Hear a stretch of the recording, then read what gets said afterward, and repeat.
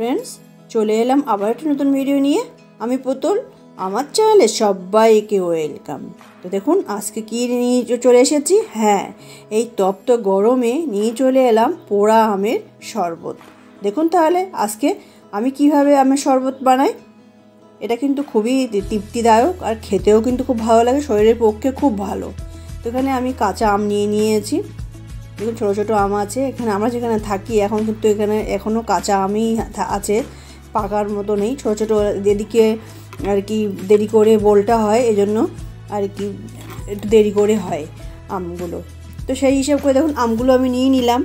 আমরা এখানে ভালো করে ধুয়ে নিয়েছি। এখানে একটা আমি গ্যাসের উপর একটা নেট জ্বালিয়ে রেখে দিয়েছি, দিয়ে আমগুলো একটু দিয়ে দিচ্ছি, পুড়িয়ে নেব এভাবে।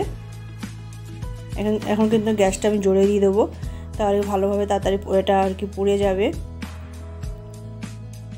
আপনারা চাইলে কাঁচা আমেরও করতে পারেন। তো একবার এই পোড়া আম পুড়িয়ে করে দেখবেন, খুব ভালো লাগে খেতে। একটু উল্টে পাল্টে দিচ্ছি।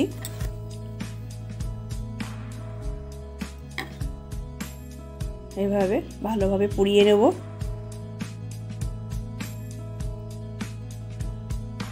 আরও একটু যেগুলো আর কি বেশি হয়ে গেছে সেগুলো সাইড করে দিয়ে মাঝখানে করে দিয়ে দেবো, ভালোভাবে পুড়িয়ে নেব।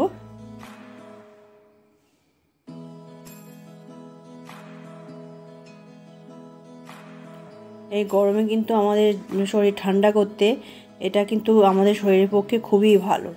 এটা আপনারা স্টোর করে রাখতে পারেন। তো ওটা কিন্তু আমার হয়ে গেছে, ঠান্ডা হতে দেব। এখানে আমি একটু শুকনো কড়াই নিয়ে নিয়েছি, ছোটো চামচ এক চামচ দিয়ে দিলাম মৌরি, আর জিরা, সাবুত জিরা দিয়ে দিলাম হাফ চামচ, দিয়ে ভালো করে একটু ভাজা করে নেব শুকনো কড়াইতে। ব্যাস 1 থেকে 2 মিনিটের মধ্যে এটা ঠান্ডা হয়ে গেলে রেখে দেবো। দেখুন আবার এটা আমি আমটা ছাড়িয়ে নিয়ে নিচ্ছি, খোসাটা বেশ গরম আছে এখনও, তাড়াতাড়ি কিন্তু আমের খোসাগুলো উঠে যাবে, ভালোভাবে পুড়ে গেছে। তো এইভাবে সব আমগুলো এভাবে ছাড়িয়ে নেব।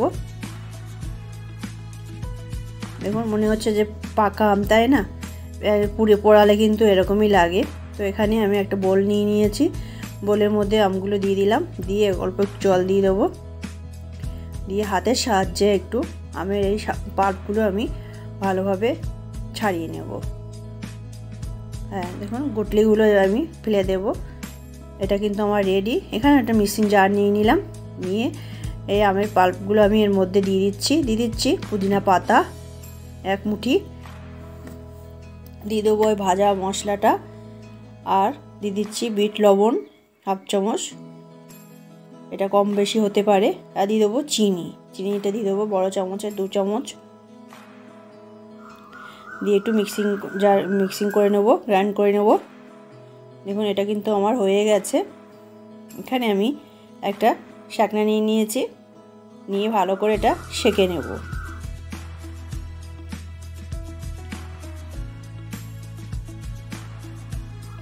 এভাবে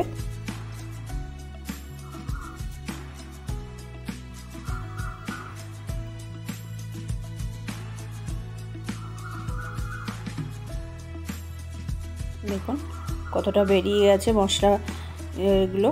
তো সেই হিসাব করে ওটা ফেলে দেব। এখানে আমি 2 গ্লাস নিয়ে নিয়েছি, আর দিয়ে দিচ্ছি আইস। আপনার কাছে আইস না থাকলে ঠান্ডা জলও দিতে পারেন। আর এই পাল্প একটু দিয়ে দেবো, বেশ ঘন পাল্প আছে কিন্তু। এটা আপনারা স্টোর করে কাচের পাত্রে ফ্রিজে রেখে দিতে পারেন, যখন খুশি আপনারা এটা ব্যবহার করতে পারেন। যে 1 চামচ করে দিয়ে এভাবে গুলে নিয়ে উপর থেকে একটু পুদিনা পাতা দিয়ে দেবো। এটা কিন্তু আমার রেডি হয়ে গেছে। বাস গরমে ঠান্ডা এই আমের শরবত খেলে কিন্তু মন শরীর দুটোই তৃপ্তি হয়ে যাবে। আমার রেসিপিটি ভালো লাগলে অবশ্যই বন্ধুদের সাথে শেয়ার করবেন, আর ভিডিওটি দেখার আগে লাইক দিয়ে দেখবেন।